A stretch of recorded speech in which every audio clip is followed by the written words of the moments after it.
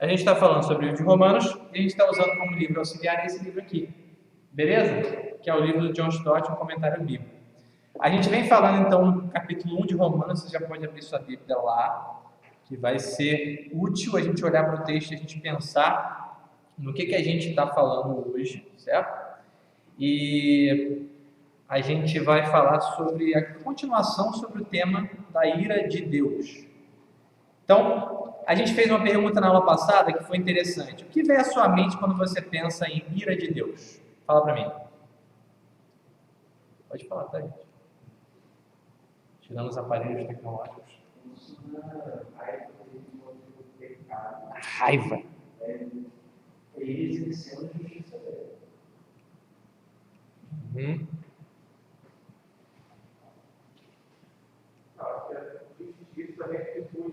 Raiva contra o pecado. Deus dando ao pecador o que ele merece.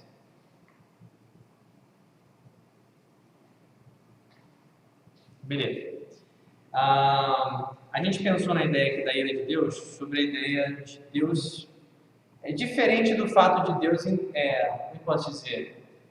Por exemplo, a gente acha assim, Deus está irado, aí ele pega e dá um raio sobre a minha cabeça, né? Então ele resolve o problema, me mata de uma vez.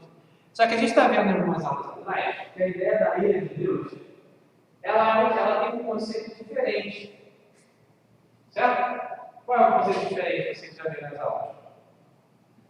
Qual seria o conceito diferente que a Bíblia traz sobre a ira de Deus, ao invés de, por exemplo, um raio cair na minha cabeça, quando eu sou pecador, quando eu peco?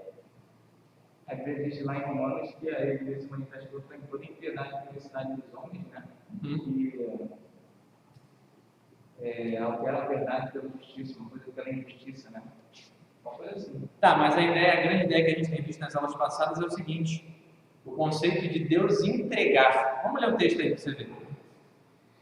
Eu vou ler o que a gente leu na aula passada, só para você ter uma ideia, tá? Então, Romanos 1, versículo 24. Quem pode ler? Só 24.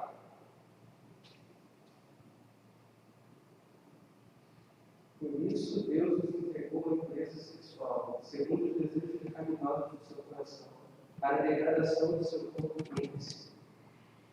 Então, essa entrega de Deus, a gente viu na aula passada que é uma forma como Deus revela a sua ira.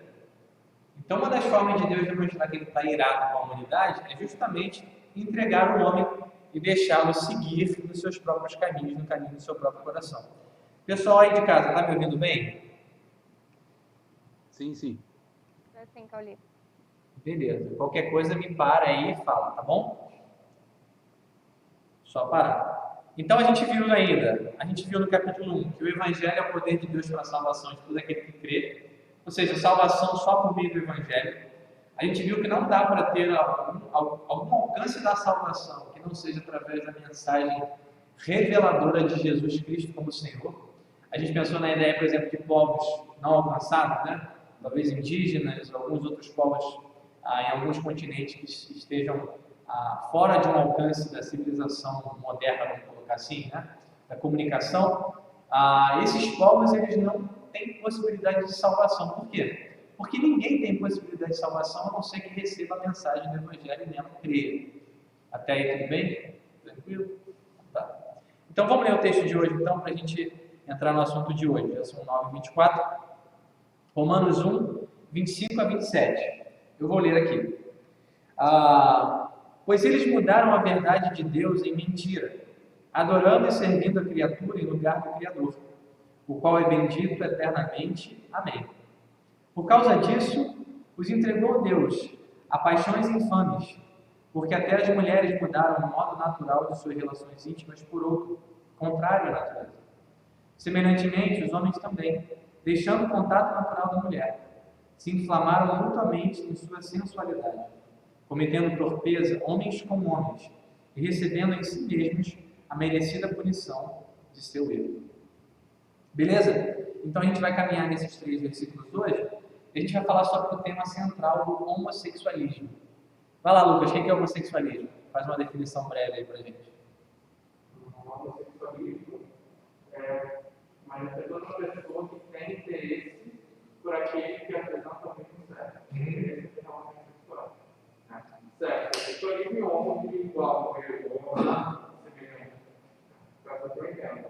Então, beleza. O Lucas falou aqui, deu uma definição para a gente que homossexualismo é a atividade sexual, no caso, né? Com pessoas do mesmo sexo. A ideia do homo ser comum, né? Então, homem com homem, mulher com mulher. Alguém discorda disso aí ou não? Discorda disso aí? Então, a gente vai ver sobre essa ideia do homossexualismo de uma perspectiva bíblica. Então, a gente vai ver, por exemplo, o que Paulo fala. A gente vai pensar nessas implicações, nas consequências do que Paulo fala. A gente vai tentar fazer uma abordagem aqui bem profunda e bem atual sobre o tema. Beleza? Então tá. A primeira pergunta, você leu o texto aí e você viu que Deus os entregou, você viu aí a ideia de que eles mudaram a verdade de Deus. Você vai ver a ideia de paixões aí infames. Alguém talvez tenha uma outra versão que diz aí paixões vergonhosas ou alguma outra coisa. Tem aí, Eduardo? Tá no WhatsApp, né? Vergonhosas, tá? A minha aqui está paixões infames. Fala sobre a ideia da contrariedade à natureza, correto? O que você entende, assim, quando você olha para esse texto, o que você entende que é o homossexualismo à luz da Bíblia? O que você diria? Vocês de casa podem falar também, tá? Problema não. Cara, parece que é a merecida punição do erro de alguém. É uma consequência, talvez, da pecaminosidade.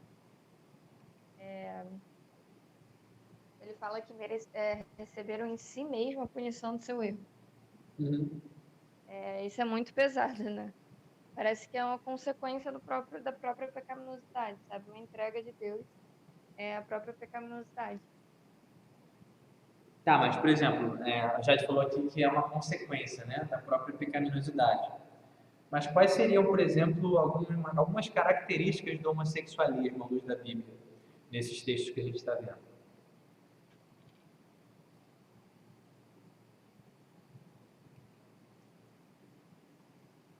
Talvez como um desvio comportamental daquilo que Deus tinha preparado para nós. Uhum. É uma questão de relações naturais. Deus criou para ser um jeito. Da forma que pegou e fez o povo ser o próprio jeito. Então, ela desvia quando o desvio do mandamento de Deus não pecado. Beleza, então o Lucas está falando aqui que a ideia do desvio daquilo que Deus planejou para a humanidade, no caso, né? Então, aquilo que Deus preparou para o homem ser, ele vai, então, de maneira contrária a isso, justamente a ideia aí de ir na contramão daquilo que Deus planejou. Então, vamos pensar aqui na ideia do que o versículo 25 diz. A gente viu na aula passada que Deus começou a entregar. São 3 afirmações aí no final do capítulo 1. Vai dizer, Deus os entregou, Deus os entregou, Deus os entregou, 3 vezes. O primeiro está lá no versículo 24, onde diz que Deus entregou tais homens à imundícia. E aí a gente vai ver a ideia que essa imundícia é uma coisa relacionada com a imoralidade sexual, tá? Então, imundícia nesse sentido aí está sempre atrelado à imoralidade sexual. A gente vai ver aí no versículo 26 que Deus os entregou a paixões infames. Ele vai falar sobre a ideia das mulheres. A gente vai ver lá no 28, na aula que vem, de que Deus entregou uma disposição mental reprovável. Gente, A conexão caiu aqui. A conexão caiu aqui, gente.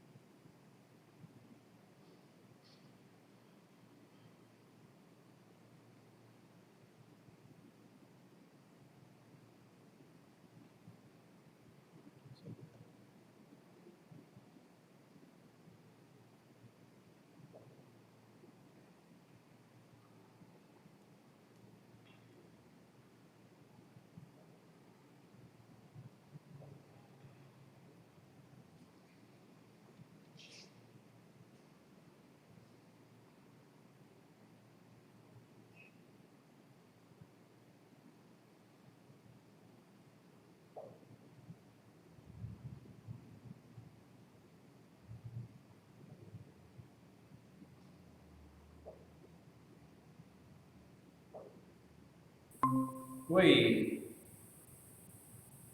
Agora voltou. Isso, a conexão Olá, caiu. voltou. A conexão caiu aqui, não sei o que aconteceu. Aí eu tive que reiniciar, tá? Então, eu estou falando da ideia de que Deus entregou os homens e ele faz uma repetição 3 vezes. Vamos tentar escorrer aqui pelo pouco tempo que a gente tem, senão a gente vai ficar com problemas. No versículo 25, eu fiz algumas anotações para a gente poder ver. Primeiro, a primeira afirmação que ele vai dizer é o seguinte: eles mudaram a verdade de Deus em mentira, adorando e servindo a criatura em lugar do Criador, o qual é bendito eternamente. Amém. O que você entende dessa expressão aí? Fala para mim.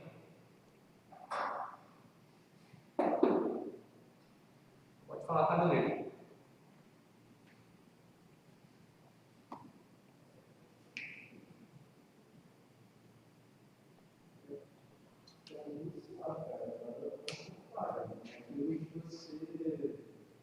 Rejeitar Deus e querer buscar outra coisa para adorar, seja científico, seja algo que trocar a verdade de Deus.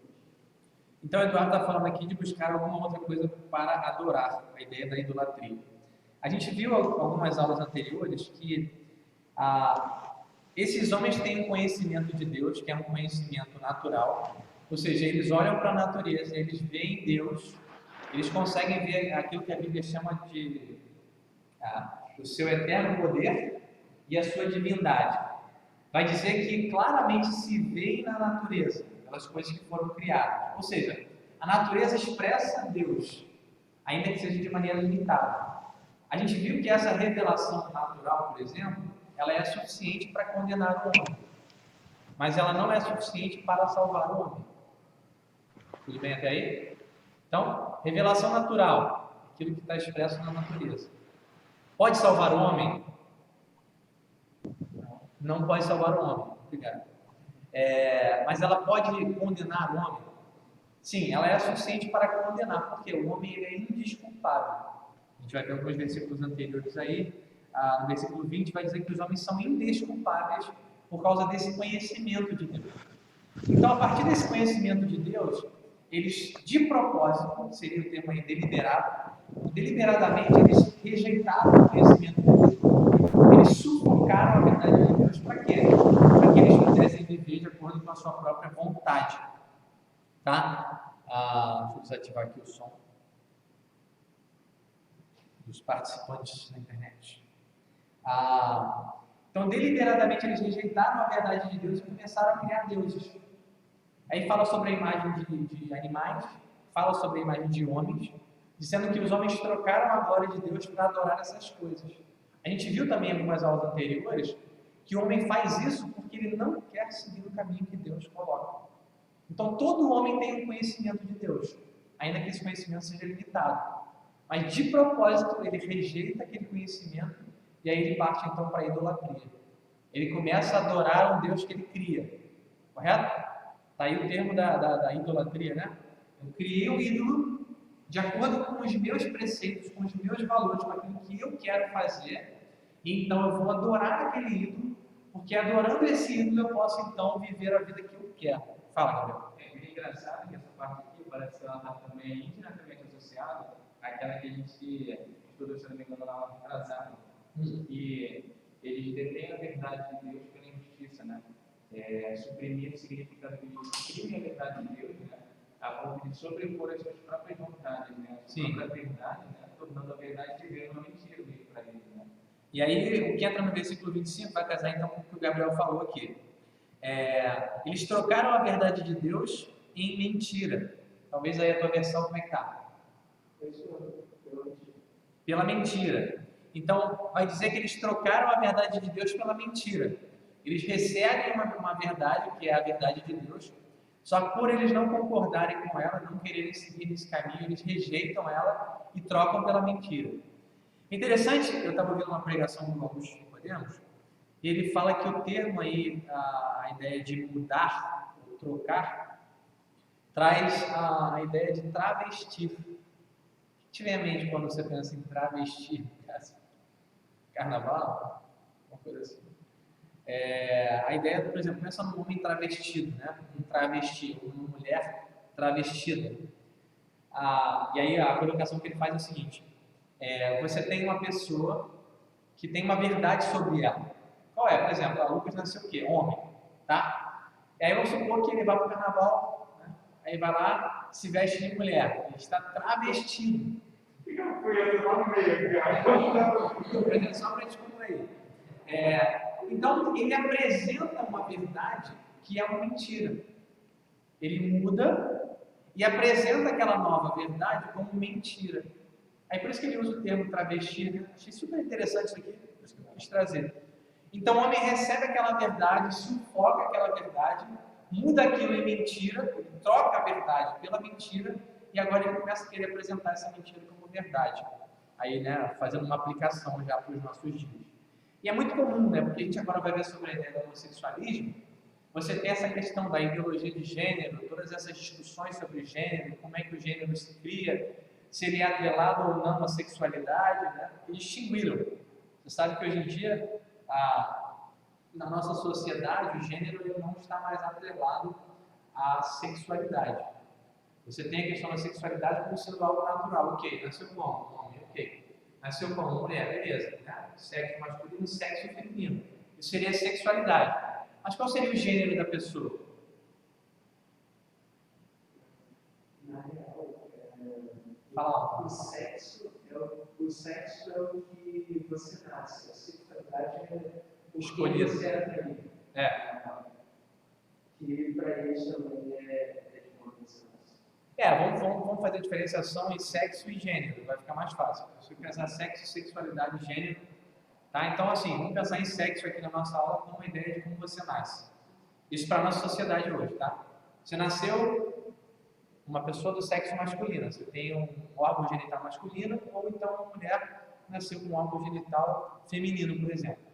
E aí, o que o movimento moderno, vou chamar de pós-moderno, né? Já está tão avançada a situação, vai dizer que o gênero é uma criação social.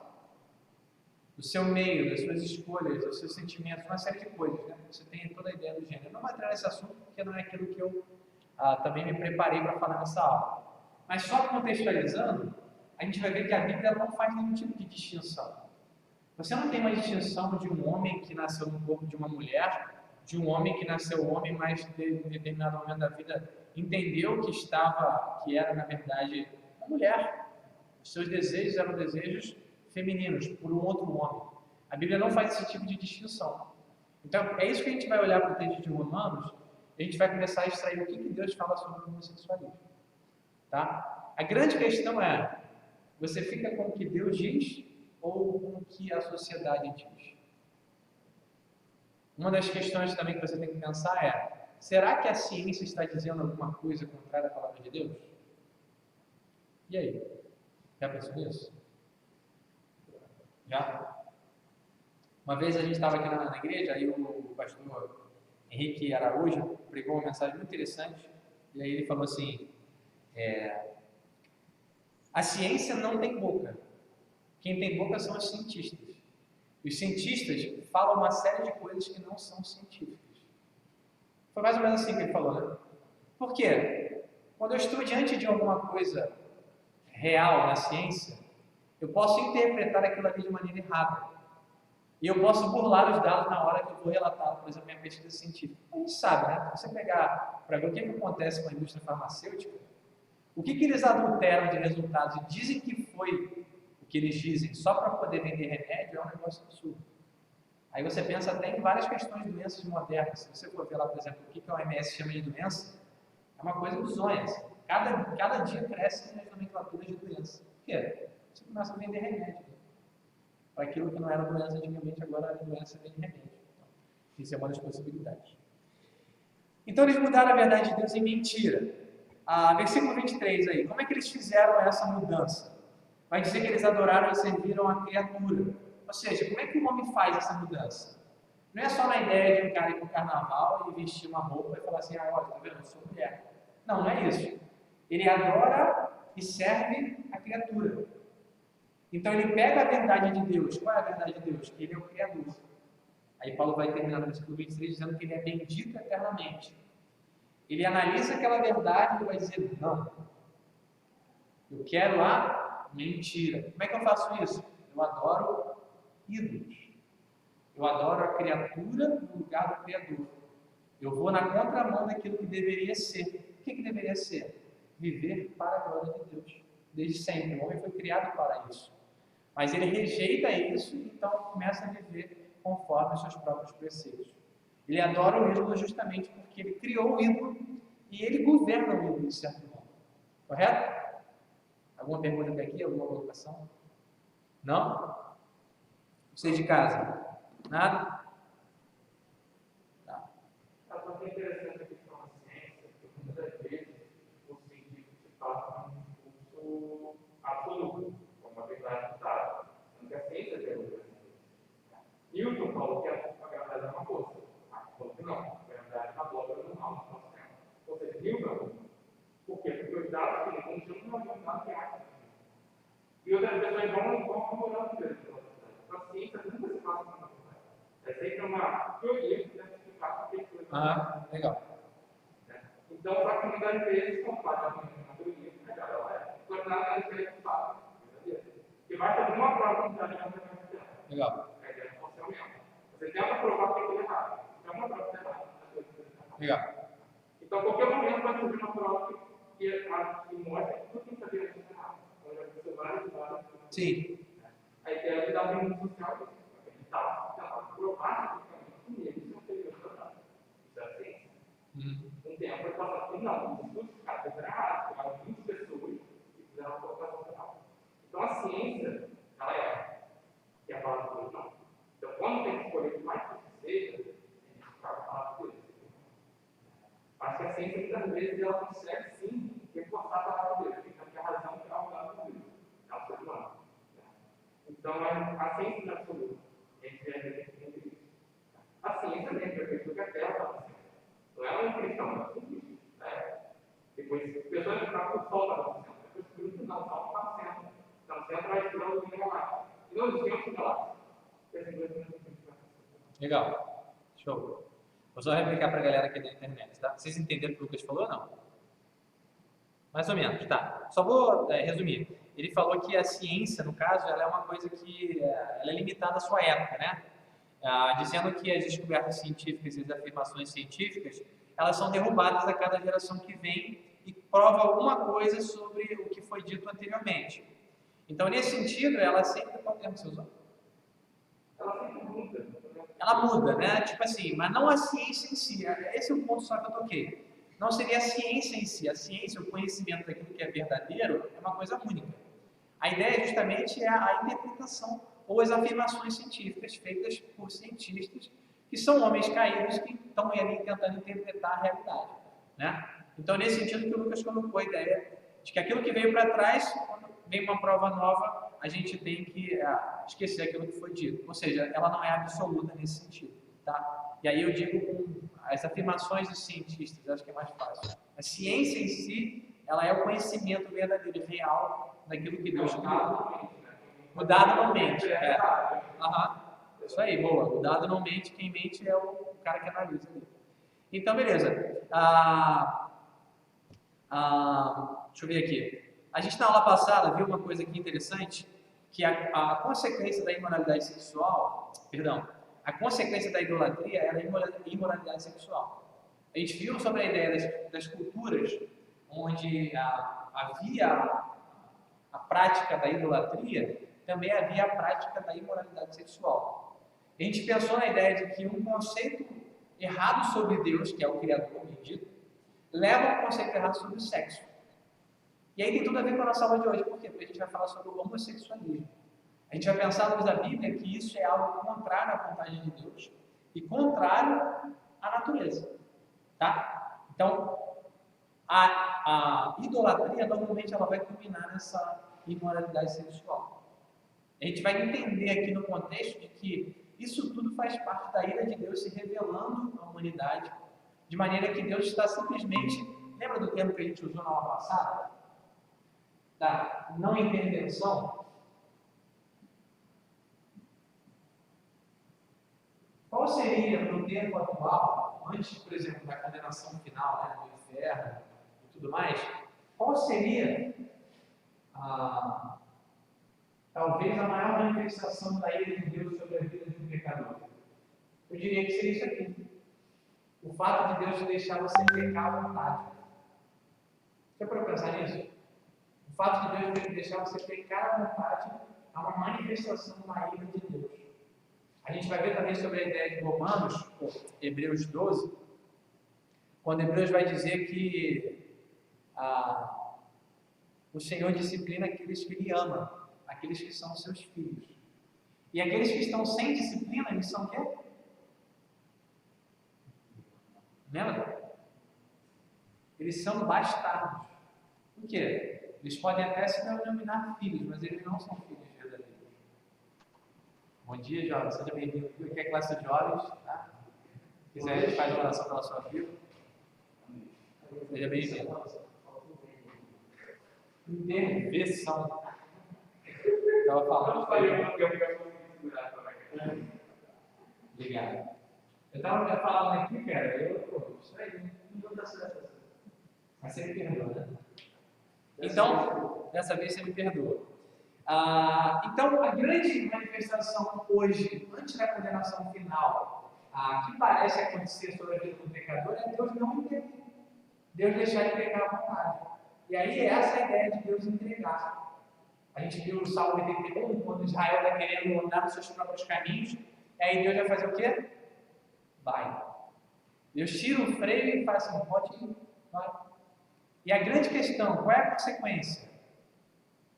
A principal consequência, pelo menos nesse contexto aqui, é a imoralidade sexual. O ser humano começa a desonrar aquilo que foi criado para ser honroso. A gente também viu lá Gênesis na aula passada, dizendo como é que Deus criou o homem. Ele criou um homem e uma mulher. E ali no momento da criação, Deus instituiu o primeiro casamento. Foi feito um para o outro. E eles então entraram num relacionamento de casamento que era honroso. O único local onde a relação sexual ela é autorizada por Deus e abençoada por Deus é justamente dentro do casamento. Porque foi para ali que ele foi criado. Correto? Então, casamento é casamento, tá, irmãos? Casamento é casamento. Um compromisso diante de Deus e da sociedade, isso é casamento. Tá? Estar junto, viver junto, isso não é casamento. Casamento é compromisso diante de Deus e da sociedade. Tá? Formalizado. Mas entre os índios, você não é índio. Quando a gente for falar sobre índio, a gente fala sobre isso. Tá? Então, beleza. O texto vai prosseguir falando sobre a ideia dessa desonra. Como é que aconteceria isso? Vamos pensar aqui quais são hoje práticas sexuais desonrosas. O que você diria? À luz da Bíblia. Aquelas que são... Fala. Está conseguindo me ouvir? Tô, fala. Tá. Bom, eu diria que aquelas que são realizadas fora daquilo que Deus projetou para serem realizadas, como você diria, né? Como você bem disse, a relação sexual é preparada para o casamento. Então, se a gente for pensar a fornicação, a prostituição, adultério... Vai. Fornicação.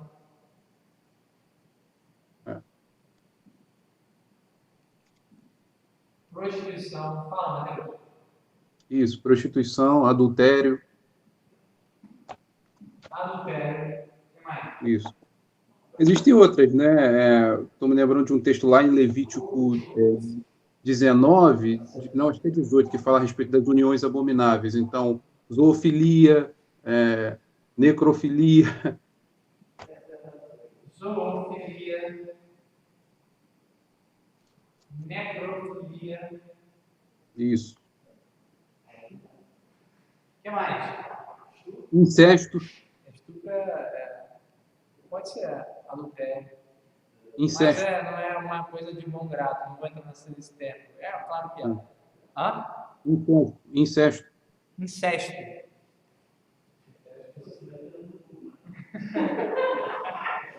O que é? Ô, Matheus, o Júlio falou que não está olhando no Google. Não, é porque, na verdade, é porque alguns pecados aí estão lá dispostos em 1 Coríntios 6. Mas em Levítico 18, o texto é tão tremendo que já fala a respeito dessas uniões. Alguns desses pecados, né, fornicação, prostituição, estão lá dispostos em 1 Coríntios 6, 1 né? Coríntios 6, Inclusive ele tá fala, falando. inclusive fala a respeito do homossexualismo. Só que em Levítico 18, Moisés, né, Deus já havia instruído Moisés a respeito dessas uniões abomináveis. Então, zoofilia, necrofilia, tudo mais, incesto, entendeu? Uhum. Legal. Tá, vamos pensar aqui só nesses primeiros aqui, tá? O que seria fornicação? Relação Vou sexual falar, antes do fica quieto casamento. aí, fala um pouquinho. Deixa a pessoa falar aqui também. Você já deu a lista inteira. Ainda quer explicar? Deixa a pessoa participar. Brincadeira, eu tô falando de verdade. O que seria fornicação? Sexo fora do casamento. O que seria prostituição?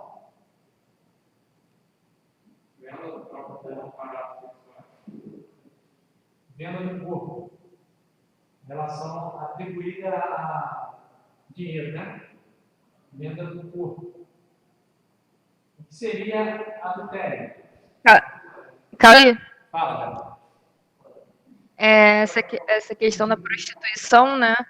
É interessante, porque a gente tem essa ideia de que é só quando envolve dinheiro, mas o termo no grego, ele aponta para qualquer relação sexual ilícita. Então, a qualquer tentativa de satisfação sexual, tipo, fora do contexto do matrimônio, sabe? É porneia. Tipo, prostituição. Uhum. Tá, já está. Então, Fala. não é limitado só Sim. à venda, sabe? É um contexto mais amplo. Qualquer coisa, tentativa de satisfazer sexualmente fora do contexto do casamento. Beleza, então já está comentando aqui a ideia da prostituição. É uma coisa que quando você vê na Bíblia, aí seria uma abordagem mais bíblica no caso, né? Quando a gente vê na Bíblia o termo prostituição, muitas vezes ela se refere a coisas que não envolvem dinheiro, mas envolvem justamente essa questão da imoralidade sexual. Ela até falou o termo grego aí, tá? Então, isso aqui é basicamente um princípio mais atual, né? A prostituição que seria a venda do corpo. Mas você tem vários conceitos aí dentro da prostituição. Por exemplo, quando Israel se prostituía com outros deuses, ela estava se prostituindo espiritualmente, também era usada como prostituição. Mas aqui no contexto para a gente aqui, prostituição, acho que cabe aí a ideia da venda do corpo. Tá? Adultério seria?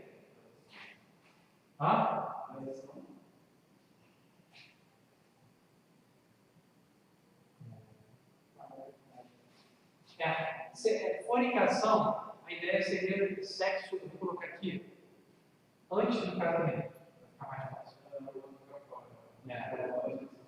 Antes, e aqui seria o sexo fora.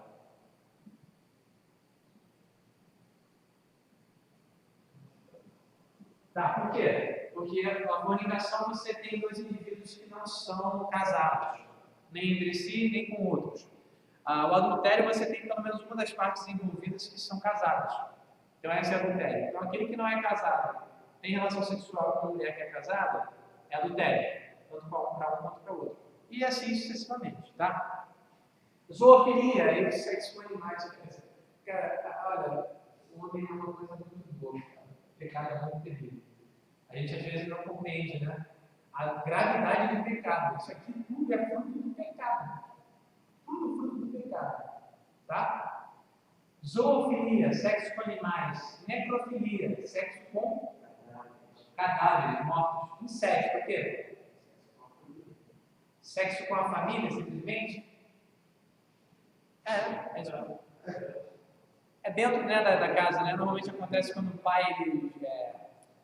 tem sexo com a filha ou alguma coisa similar assim, né? Ou com irmãos, não é isso? Tá, incesto. Então, incesto. Isso tudo aqui são práticas sexuais que a Bíblia condena, no caso. Né? Pecado. Correto? Então, isso são maneiras de desonrar o corpo. Aquilo que foi criado para ser honroso, como dentro do casamento, está sendo desonrado. Como? Através de práticas sexuais imorais. Correto? Estuda batido? É só para impressionar, cara. Então, tudo isso é desonra. Porque o corpo, então, ele é honroso, criado por Deus para ter relação sexual dentro do casamento. Esse casamento há de se entender que é um casamento monogâmico. Entendeu? Monogâmico. Certo? Ou seja, o sujeito só pode ter uma mulher, a mulher só pode ter um homem, na visão de Deus. Ok? Ah, mas cara, o personagem bíblico teve 4 mulheres. Você não está em Israel do Antigo Oriente, e a gente não vai falar sobre isso hoje. Mas Deus criou em Gênesis um homem e uma mulher. Beleza? E isso precisa ser então entendido como uma união heterossexual. Certo? Indivíduos de sexos diferentes que se unem, fazendo então uma só carne. Isso é o projeto de Deus. Isso é a forma como funciona o corpo. Sexo dentro do casamento. Versículo 26. Por causa disso, né? De terem aí adorado, servindo a criatura em lugar do Criador, que é bendito eternamente, amém. Deus entregou, aí a segunda entrega. Deus entregou esses homens a paixões infames. E aí vai ter aí a ideia das paixões vergonhosas, não é isso, Eduardo? Está na sua versão. Então, porque eles rejeitaram deliberadamente a verdade de Deus, adoraram a criatura em lugar do Criador, Deus então não intervém, os entrega. E aí a consequência dos atos deles vai ser justamente essas paixões vergonhosas. Aquilo que o ser humano tem no coração, quando Deus não intervém, vai descendo a ladeira. Correto? É como se você pensar numa bola de neve. Acho que vai ficar melhor, né? Ela começa pequena, ela é uma bola de neve. E ela vai passando, ela vai se grudando e aumentando, quando chega lá embaixo, vai botar bizonha, uma força absurda, não tem como mais parar ela. Mais ou menos por aí. Então, Deus não intervém na situação do homem e aquele pecado vai tomando uma consequência cada vez mais profunda e drástica. Certo? Então, Deus abre a guarda e deixa o ser humano meter o pé na jaca. Certo? Então, eles rejeitaram e eles então são entregues a paixões que são vergonhosas. Seria a ideia de infâmia, né? Algo que é desonroso. Essas paixões são vergonhosas, dignas de vergonha. Né? O problema hoje da nossa sociedade, nesse sentido, a gente hoje, como sociedade, tá? Não estou falando como igreja, como sociedade, pelo menos o que a sociedade quer impor hoje, você vê uma união homossexual, as pessoas querem que a gente aplaude dela, mas a gente não deve aplaudir isso. Pelo contrário, a Bíblia mostra que esse tipo de prática é uma prática vergonhosa. Eu acho interessante, sabe o que é? Há um tempo atrás, se a gente perguntar para os nossos pais, aqui quem tem pai acima de 50 anos, mais ou menos assim, como era visto, por exemplo, o homossexualismo há 40, 50 anos atrás? Como?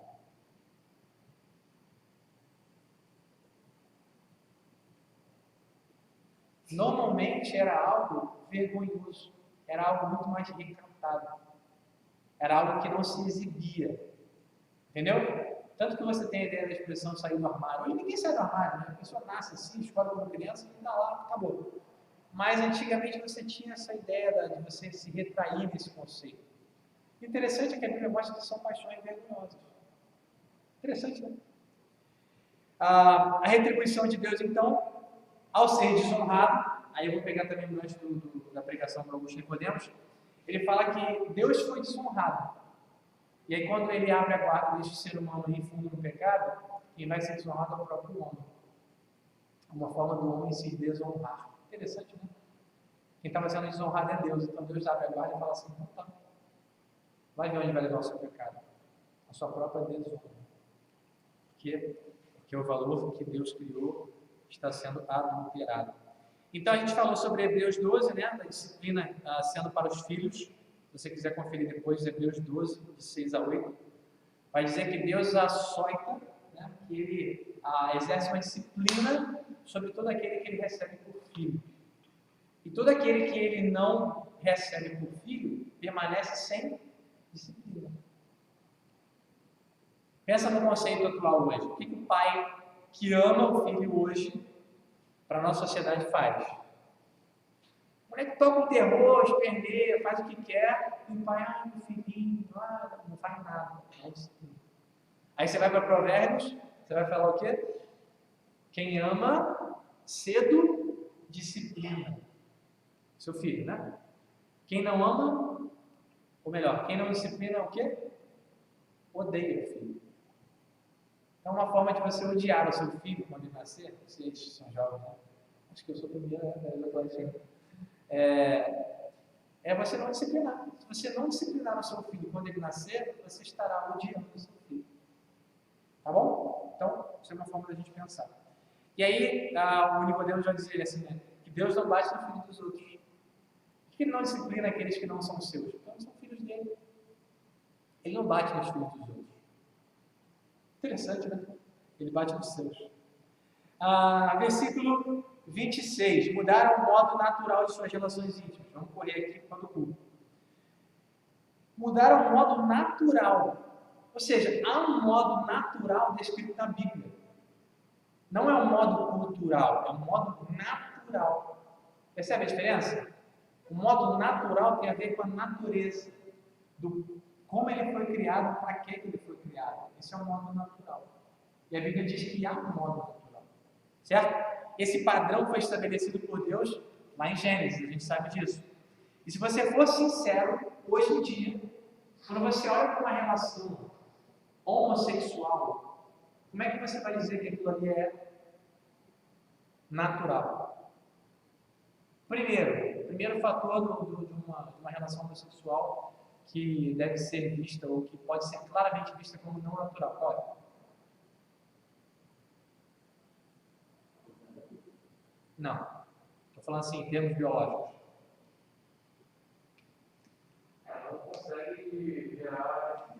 Não consegue gerar filhos. Isso para mim já é um fator bizonhamente claro, gritante sobre a ideia da não naturalidade da prática. Certo?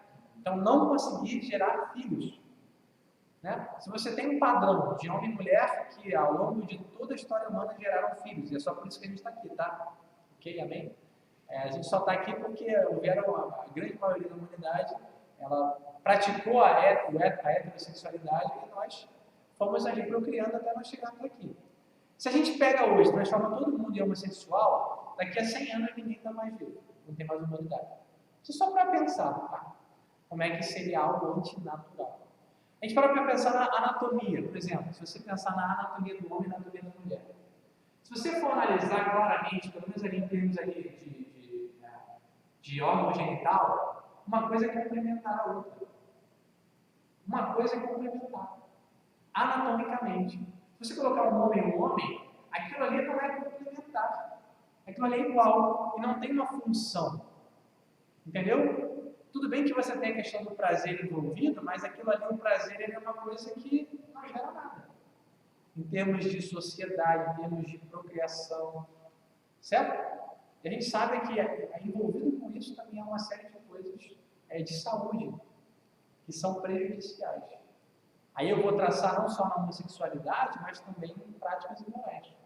Por exemplo, o que a AIDS é? É um vírus que afeta quem normalmente tem uma vida sexual ativa com vários parceiros. Né? É muito raro você ver isso dentro do casamento. Pessoas, por exemplo, que se guardaram ao longo da vida. Correto? Então, coisas para a gente pensar. Então, anatomicamente, essas coisas elas são excludentes. Então, há um padrão natural. E aí, no versículo 26 vai dizer que as mulheres mudaram o modo natural das suas relações íntimas por outro contrário à natureza. Então, elas foram contra a sua própria natureza. Versículo 27.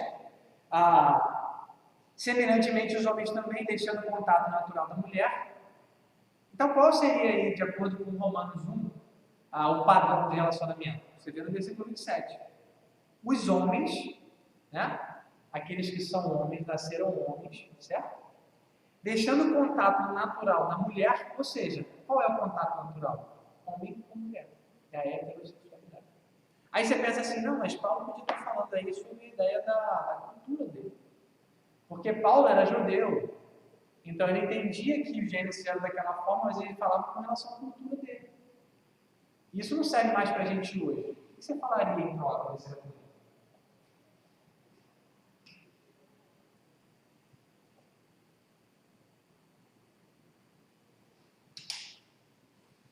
Bom, eu não entendi. Paulo, na cabeça de Paulo, era cidadão romano. brasileiro. Por que eu falei disso? Em Roma, a prática sexual é comum. Ah, Em Roma, a prática sexual é de uma moderna, né?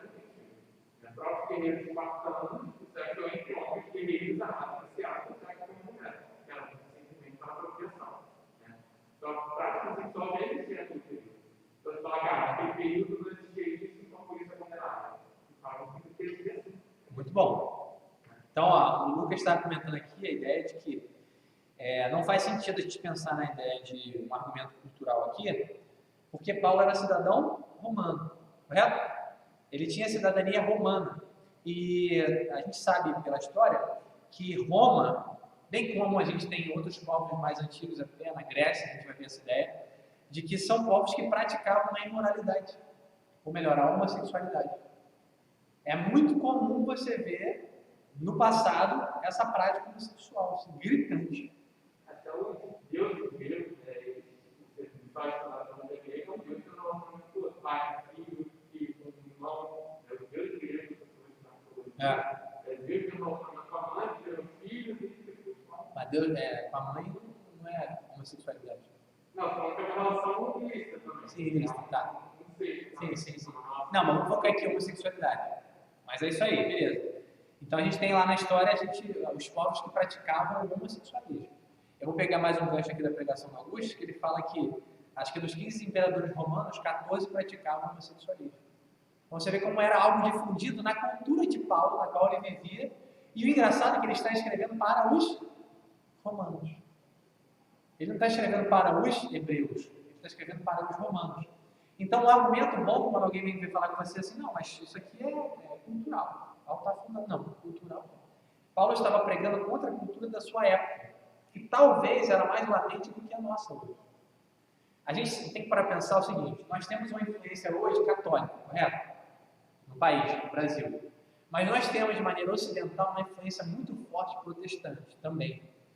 Todos esses valores derivam de onde? Da palavra de Deus. É claro que você tem muitas deturpações, mas nós somos abençoados por esses valores. Certo? A gente tem nascido, por exemplo, por que o homossexualismo só está se difundindo hoje? Então nós temos uma herança religiosa que impactou as famílias durante muito tempo no nosso país. Concorda comigo? E isso está sendo flexibilizado com esse debate cultural, com essa abordagem, com essa mudança de valores. Mas nós somos abençoados por esse passado protestante católico que chegou até aqui por causa dos valores de Deus. Quer? Ok? Beleza? Então, esse argumento que o Lucas citou é o que eu colocaria como principal hoje sobre a questão de Paulo. Ele está pregando contra a sua cultura. E a gente entende que a Bíblia ela é um livro, muitas vezes, contra-cultural. Certo? Ela é contrária à cultura. E ela vai chegar em muitos lugares realmente para mudar a cultura. Por quê? Porque uma cultura, aquilo que o homem cultiva, né, é justamente a ideia da palavra cultura, cultivar, muitas vezes é errado, é contrário à natureza. Então a Bíblia vem para se chocar com a cultura e transformar aquilo ali em algo agradável a Deus. Então isso que o Evangelho faz. Quando ele chega na vida de alguém, o que ele faz? Ele transforma. Mas ele transforma o quê? Só minha vida espiritual? Não, minha vida prática, os meus valores, minha vida em sociedade. Se não transforma você, você não foi alcançado pelo Evangelho. Beleza? Então, Paulo não está falando da sua própria cultura, está falando contra. Ok? Vai falar que esses homens cometeram, então, torpeza. Atos indecentes. O que seria, então? Deixando o contato natural da mulher, se inflamaram mutuamente em sua sensualidade, cometendo torpeza, homens com homens. Então, a ideia do homossexualismo, segundo esse texto aqui, é a ideia de que é uma coisa torpe. Ato indecente. Ou seja, há uma decência natural no relacionamento honroso entre homem e mulher.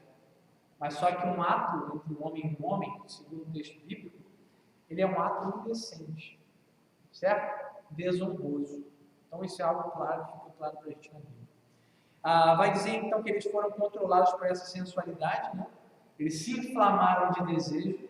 Você pensa na ideia de você pegar tentar pegar uma expressão, que usar a expressão mais boa. Por exemplo, você tem a ideia de que quem já viu aquele filme A Paixão de Cristo, lembra? Acho que aquele do apóstolo Paulo, acho que também mostra, né? Os caras que jogavam piche, sei lá, nos caras, né? Enchiam os caras de produto inflamável e riscavam no fogo. Coisa terrível. Né? Mas pensa na ideia, os homens que são inflamados por esse desejo a ponto de se queimarem nesse desejo. Correto? Estou fazendo uma aplicação prática aqui do texto. Eles se queimaram com esse desejo, se inflamaram e foram começar a ser controlados por ele. Esse desejo sensual, de homem com homem, no caso. Ou mulher com mulher também. Beleza? E aí então vai dizer que eles cometem torpeza. E no final, para a gente fechar a aula de hoje, recebendo em si mesmos a merecida punição do seu erro. O John Stott conta uma coisa interessante, que Paulo não especifica qual é a punição do erro. Mas se a gente parar para pensar de maneira prática, a gente tem várias questões sobre como é que o homem fica mal ou debilitado, inclusive na questão de saúde, por causa da imoralidade sexual. Seja homossexualismo, seja imoralidade sexual, né? Sexo fora do casamento. O homem, ele recebe uma punição por isso. A gente colocou uma aqui, né? Ele não procria. A nossa sociedade, ela vê tudo como muita coisa. Mas você não ter filhos, antigamente era visto como uma maldição. Correto? Então, você tem várias coisas atreladas aí que a gente poderia pensar como uma própria punição do meu erro. Doenças sexualmente transmissíveis, câncer em função de um ato sexual contrário à questão anatômica. Então, são coisas que estão atreladas e que eu poderia relacionar de maneira prática aqui como sendo essa punição, ainda que Paulo não especifique. Então, fica aberto para a gente pensar, né? Esses homens que rejeitam a verdade de Deus, eles recebem em si mesmos a punição do seu erro. Então, é uma coisa profunda. E aí, por último, eu vou fechar uma reflexão sobre a ideia dessa abordagem cultural que as pessoas fazem da Bíblia. Qual seria, no seu entendimento aí, o problema com a abordagem cultural do texto bíblico? Pode falar vocês de casa também, tá, Matheus? Desculpa aí se eu te cortei. Você me perdoa, me dá um abraço, a gente toma uma saída. Qual seria o problema com essa abordagem cultural do texto bíblico? Porque as culturas, elas apresentam variações que podem não caber na palavra de Deus. Enquanto ela vai falar certas coisas, nessas culturas elas podem não. Essas culturas podem concordar com elas e tentar. Pode pegar, pega aqui. Interpretar a Bíblia de uma forma que se complementar essa cultura em vez de ter o seu significado.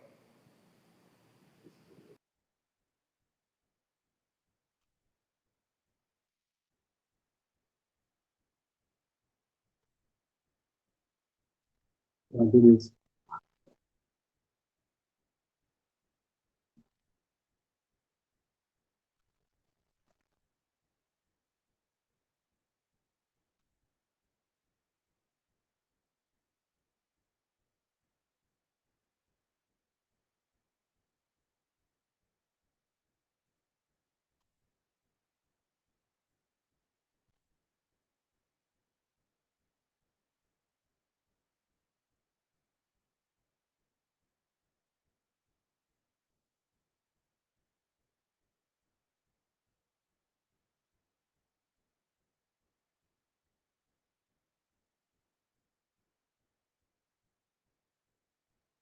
Sim,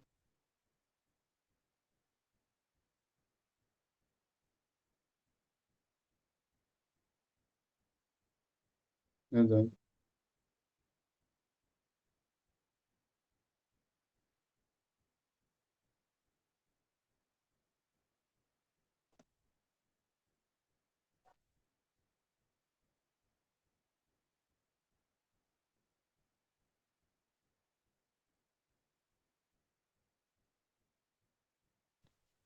Não,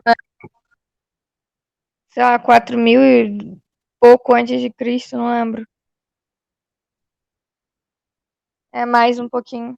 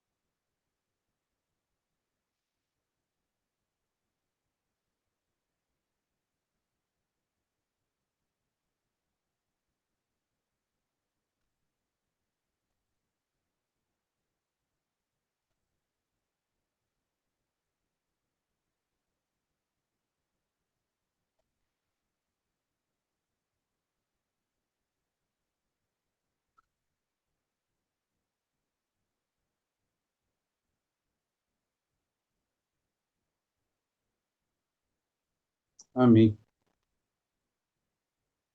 Valeu, gente. Tchau, tchau, galera. De nada, que isso.